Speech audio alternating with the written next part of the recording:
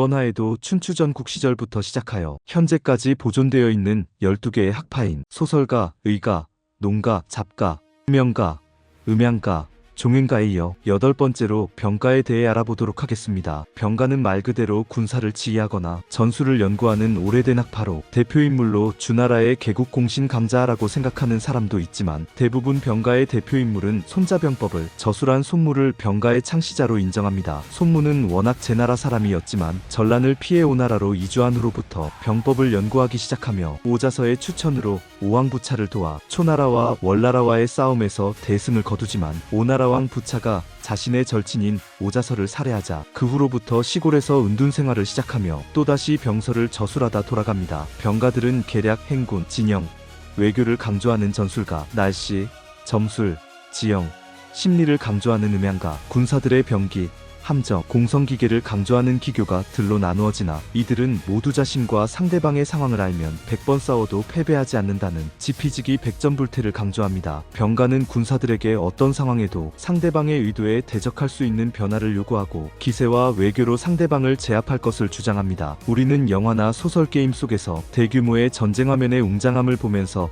감탄하기도 하지만 실제적인 전쟁은 엄청난 잔인함과 공포 속에 수많은 사람이 목숨을 잃는데 그 중에서도 제일 잔인하고 사상자가 많이 발생하는 공성전은 한 명의 장군이 공성하면 수만 명 군사가 목숨을 잃는다는 뜻인 일장공성만 골고라는 말이 유래될 정도였으니 손무는 손자병법에서 상책으로 모략을 이용하여 상대방을 위험으로 제압하고 중책으로 외교를 통하여 연맹을 구축하여 상대방을 고립시키며 하책으로 전투를 벌이고 최악인 경우에만 공성전을 벌일 것을 강조하였습니다. 전국시대에는 워낙 전쟁이 많던 시대라 손무 외에도 손빈, 백기, 오기 등 수많은 병가들이 탄생하고 그 뒤로 한나라의 장량, 한신과 같은 사람들이 탁월한 지휘력을 보이며 많은 저서를 남기는데 중국에선 손무의 손자병법, 손빈의 손빈병법, 강자의 육도, 위료의 위료자가 중국사 대병서로 존재하며 손빈은 손무의 후예로 손무의 두 번째 아들 손명이 손순을 낳고 손순이 손기 손기가 손조를 낳았으니 손빈은 손조의 아들이라 전해집니다. 현재에도 손무, 오기, 손빈, 위료를 병가의 성인으로 추대하며 수많은 군사가들이 연구 중으로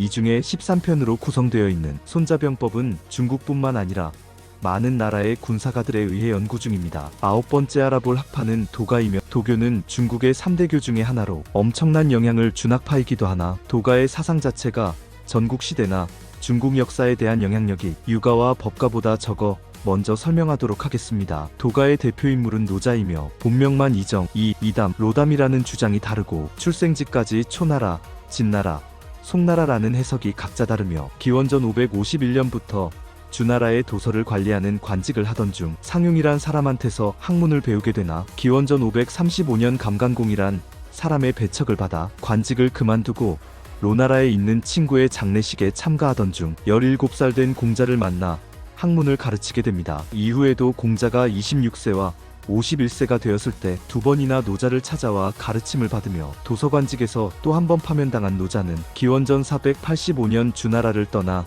사방으로 여행하려던 중 함곡관에서 자신을 숭배하던 윤희라는 장수를 만나게 됩니다. 당시 함곡관의 수문장이었던 윤희는 노자를 다시 볼 수 없다 생각하여 저서를 남겨달라고 부탁하는데 노자는 함곡관에 며칠 동안 머물면서 도가를 대표하는 도덕경이란 책을 남기고 경실산에서 은둔 생활을 하다 101세의 나이로 진나라에서 돌아갔다고 합니다. 5162자가 되는 도덕경에는 도경 37편과 덕경 81편으로 나누어졌으며 사람의 수양, 치국, 용병, 수련 방식을 다룬 책인데 나중에 철학, 과학, 정치, 종교에 큰 영향을 주게 됩니다. 노자에 이어 도가를 진정한 학파로 성장시킨 장자와 열자 등은 도를 강조하며 대도무이를 주장합니다. 여기서 얘기하는 도는 우주만물의 근원이며 도가 자신들의 발전 방식으로 흘러가니 인위적으로 관여하지 말고 바람이 스쳐가듯 물이 흘러가듯 자연의 순리대로 놔두면 모든 것이 순조롭게 흘러갈 수 있다는 뜻입니다. 더욱 이해하기 쉽게 해석하자면 빈잔엔 물을 더욱 부을 수 있으나 이미 채워져 있는 잔에 물을 부을 수 없는 것처럼 모든 것엔 완성될 때가 다 있으니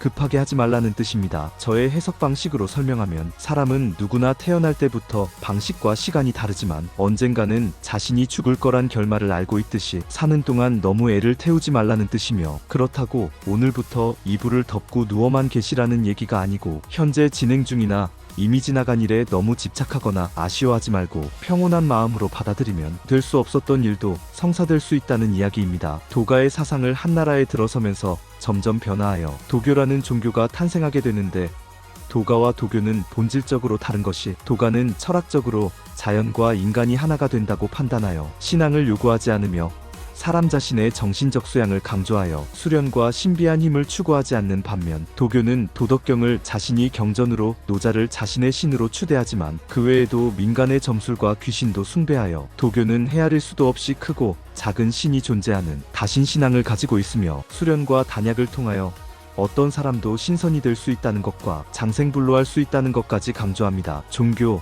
이단, 미신의 차이점이 무엇이냐고 묻는다면, 저는 개인적으로 종교는 신앙을 통하여 사람들의 잘못된 판단이나 잘못된 습관을 억제시켜 악의적인 마음과 그릇된 행동을 막게 하며, 이단이란 종교를 위장한 개인 숭배를 통해 타인의 희생과 재물을 요구하는 방식으로 자기의 사욕을 채우고 목표를 달성하는 것이며, 미신이란 자신의 욕심과 목표를 위하여 부도덕적한 방법과 비상식적인 공양을 바쳐가는 행위를 미신이라고 생각합니다. 참고로 서유기 51화를 보시면 삼장법사가 청우정에게 잡혀가자 손오공은 하늘의 신들에게 도움을 청하였지만 그들의 무기는 청우정이 가지고 있던 금강탁이란 보물에 흡수되어 버려 불교의 최강자인 열애에게 도움을 요청하며, 열애는 18명의 나한에게 금단사를 한 개씩 내어주어 청우정과 싸우게 하였지만 금단사까지 흡수당해버립니다. 나중에 청우정이 태상노군이 타고 다니는 청우라는 것을 알고 태상노군에게 도움을 청하여 청우정을 굴복시키고 삼장법사까지 구하나 청우정은 그 어떤 처벌을 받지 않고 열애는 18발의 금단사를 돌려받지 못합니다. 여기서 중점은